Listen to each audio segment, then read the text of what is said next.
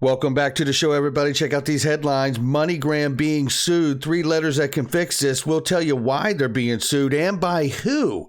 And the SEC hides more emails. And we're not talking about the 60-plus William Hinman drafts either. We got that. And how about summary judgment should come to an end in 1 to 3 months? Somebody roll that beautiful intro so we can get to the bottom of all of this.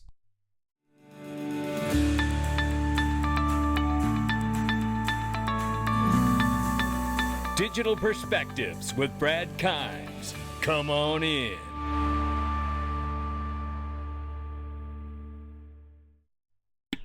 Welcome back to the show, everybody. Right now, we are $1.878 trillion market cap for crypto.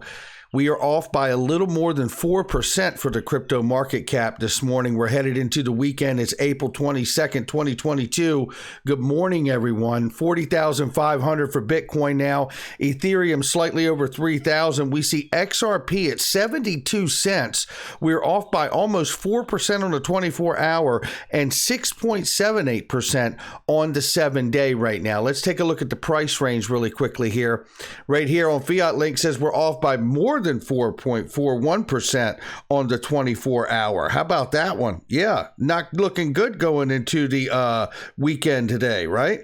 So only know, we'll have to watch the weekend, to only know where we're really going to end up by the time we find ourselves back at Monday morning here. 73 cents on the bottom and 77 on the top. We'll keep an eye on it, ladies and gentlemen.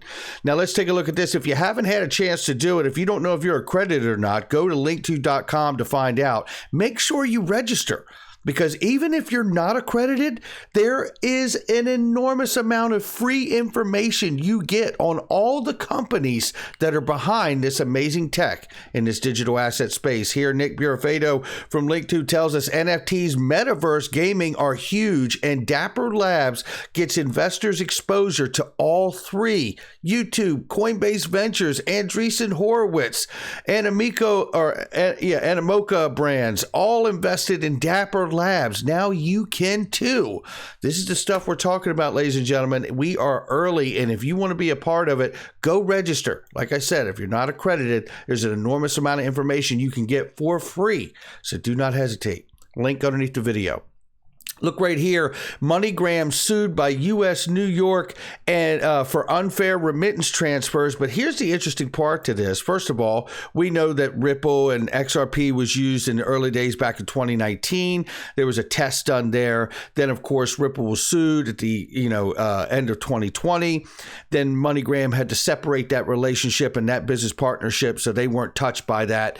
Then in came Stellar here of recent and working with them as well. But what is said here to get a hold of this, just really quickly here, is MoneyGram was accused of having repeatedly stranded recipients waiting for their money, given senders inaccurate information about when transfers would be completed, and failed to address complaints in accordance with the 2013 rule that's in place with the CFPB, the Consumer Financial Protection Bureau, and New York Attorney General Letitia James. Now, what I wanted to point out very quickly is that the Consumer Financial Protection Bureau was built and put together during the Dodd-Frank Act of the last economic crisis that we had. Now, guess who was helped make all of that possible? Michael S. Barr, the former Ripple advisor, who has now been nominated for the vice chair of the Federal Reserve. You know, it just feels like to me, with the executive order that has come out and been released for all of these agencies like the Consumer Financial Protection Bureau, the CFTC, the SEC, you know the rest, that have been really sequestered to get all of the information they need and bring it back to the administration so this executive order could be put together. And I do believe we're going to see some regulations put together and drafted by the Treasury through FSOC and OFAC, which is the regulatory agencies connected to the Treasury, which are prudential regulators, not market regulators. So they sit above the SEC and the CFTC. So hopefully all of what we're seeing here will bring us to some kind of clarity with drafting regulation. And then, of course, soon after that, I would expect to see Congress step in. This is a reminder that the Consumer Financial Protection Bureau back in 2020 or 21, I think it was 2020, Yeah. The exception expires July 21st, 2020 here. And this is where they had acknowledged in the Consumer Financial Protection Bureau that non-bank remittance transfers could really be accelerated by the use of virtual currency companies such as Ripple and XRP for cross-border payments for banks and credit unions. So we already know the CFPB feels very strongly about the use of virtual currency, with keywords, of XRP being used to affect cross-border settlement for banks and non-credit unions. So this is getting interesting with the remittance company being sued now over this pricing difference and stranding their customers, so they say. Full disclosure, MoneyGram says that they have not done any of that, and that's the reason they decided not to settle and to go to court. Now, here is a really, really incredible tweet from Library. Shout out to Jerry Kaufman and the Library team over there. This is a Laura Shin tweet here where she shares a clip of their conversation where we see Nikki Kristof talking about, well, let me play the clip here because she's really defending regulators and really taking shots at people on Twitter who are frustrated with market regulators. Take a listen. I do think a lot of the language used toward regulators on crypto Twitter is disrespectful. Calling the chairman of the SEC a vampire or Goldman Gary or calling lawmakers Luddites, that is not an approach that is business advancing. So it depends. I'm glad you brought that up, Nikki, because, I understand, and I don't personally name call myself on Twitter, but I will tell you, or on my channel, but what I will tell you, Nikki, is that Library's got it right here. Implicit in the idea that mocking regulators is a bad business decision is an admission of the most fundamental problem. The regulators are not neutral umpires calling balls and strikes. They're political actors simply going after people and companies they personally dislike. And that is exactly what is happening here, Nikki. And, I find it very short-sighted on your part, and notice I'm not name calling here. But it is extremely short-sighted on your part to not acknowledge the fact that, why didn't Jay Clayton recuse himself from taking a vote on the lawsuit against Ripple, knowing that he was involved and tied into Apollo and other agencies that were gaining from the decision that William Hinman released when he talked about giving a free pass to Ethereum? Why wasn't Jay Clayton clear in the congressional hearing when talking to Warren Davidson about Warren Davidson giving an understanding that William Hinman's speech was guidance from the agency in that congressional hearing? Why didn't Jay Clayton step up and go, no, excuse me, Congressman Davidson, that was not the guidance from the SEC. That was actually William Hinman's personal opinion. He never stepped up and defined that moment in a congressional hearing. Well, it's because Library has it right here. Because they are not neutral umpires, as you seem to suggest. They are people who work for companies, and they have obviously got a real gain to happen. If you haven't followed ETHgate, Nikki, there is a career in it if you're bold enough to take it on and dig down into it. I think Laura Shin doesn't dig down into it because Laura Shin probably holds a lot of Ethereum. She has good investigative skills, but they seem to stop short of really exposing what has truly happened with the first initial coin offering, Ethereum, and Consensus, and the regulatory capture of the SEC.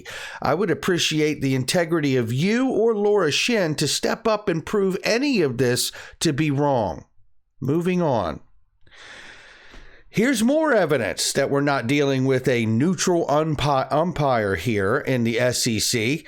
John Deaton highlights Jason Foster from the Empower Oversight, who is showing us again the list of names to search that we provide at the SEC's request. This is based on a Freedom of Information Act, a FOIA request. John Deaton highlights here, why won't the SEC answer the Empower Oversight FOIA responsively? It doesn't take long to see if you have emails from the individuals requested. This is from Jason Foster. This list of names to search that we provided at the SEC request more than 2 months ago now. This is obviously stonewalling here. This is, you tell now, how about this? Where's the neutral umpire, right? Where's the neutral, unbiased regulator who says, we'll get those emails for you, because obviously there's nothing to find here, right? Here's the list. And not one of these emails have been turned over from anyone on this list. Not one. But we're supposed to believe Nikki Kristoff and Laura Shin here in their conversation that these are neutral umpires, right? They do not have anything to be concerned about here. Or is this really what we're seeing here is an agency that feels like they're elitist, arrogant, and above reproach? Because that's what it's really looking like here. Let's change gears and go to the SEC versus Ripple very quickly here, because there's a lot of confusion here. And later today, sometime today, we are supposed to get a release of the summary judgment schedule. And I think a lot of legal analysts in this, following this case, have told us to beware. There may be quite a bit of time to go just yet, but let's try to sort through it here. Jeremy Hogan shares with us a smart article in Reuters by attorney Cap. It says on the Ripple case, look at the end where she talks about the significance of the fair notice defense ruling. I'm not going to go through the whole article, which I've already done. She points out the decision was significant as it opens the door for future defendants to get discovery from the SEC. Bingo. In other words, what to take away from this, and I'm going to run through some of his responses and comments here in just 1 second. But furthermore, in the court, were to permit Ripple to build its fair notice defense around what statements the SEC did and did not make to Ripple or XRP holders generally. That would be a novel and powerful extension of the fair notice defense that would give digital asset defendants in securities litigation significant leverage in defending enforcement actions. In other words, clipping the wings of the SEC to be the unfair umpire. Right? So this is where it really imposes on the SEC at some point to either settle or defer to summary judgment, because they do not want Ripple to win on the fair notice defense, right? And here's the other thing to remember for us as XRP holders. If it goes to fair notice defense, remember, fair notice defense, as I understand from legal analysts telling us this, fair notice defense only comes into play if XRP is found to be a security. And should it be found to be a security through summary judgment or otherwise, we have to understand that it does not represent us as XRP holders. It only protects Brad Garlinghouse, Chris Larson, and Ripple Labs. And it keeps them from being barred from the industry, and it would protect them from being fined as well.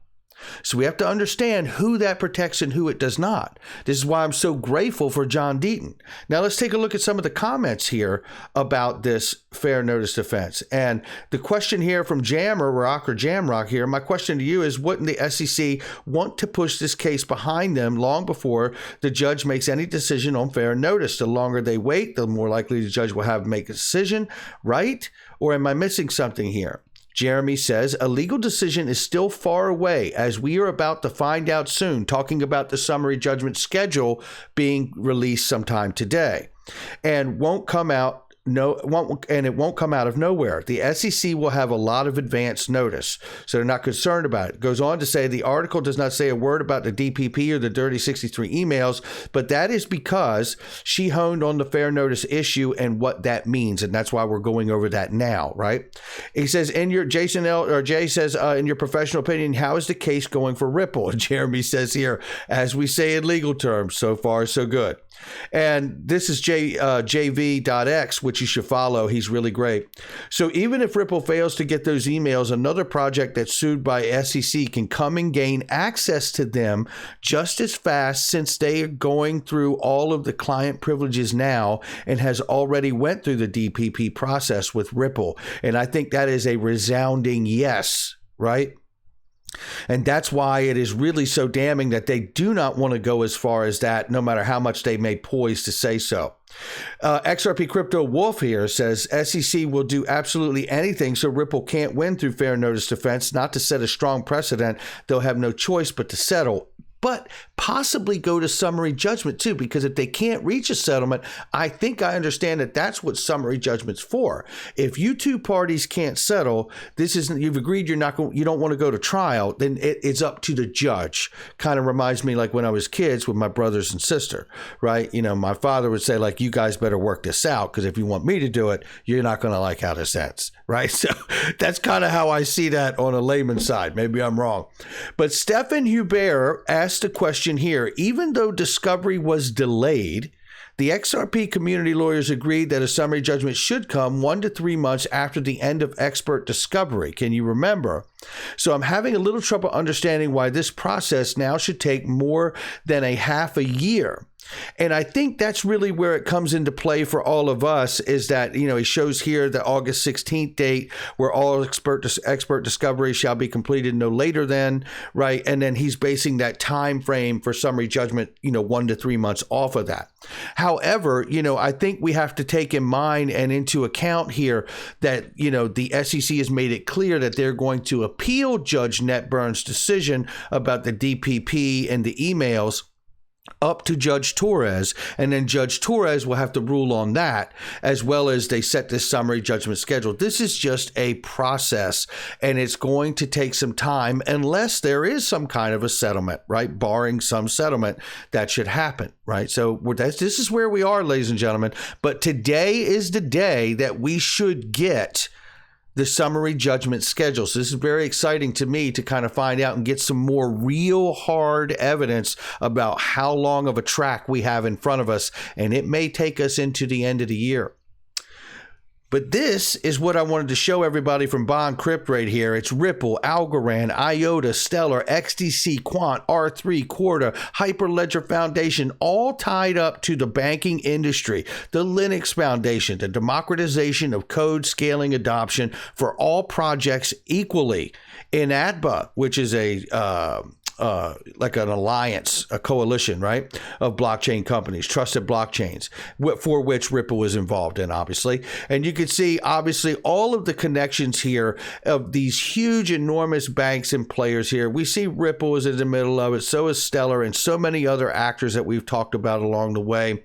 And I show this because this is why the case is so important.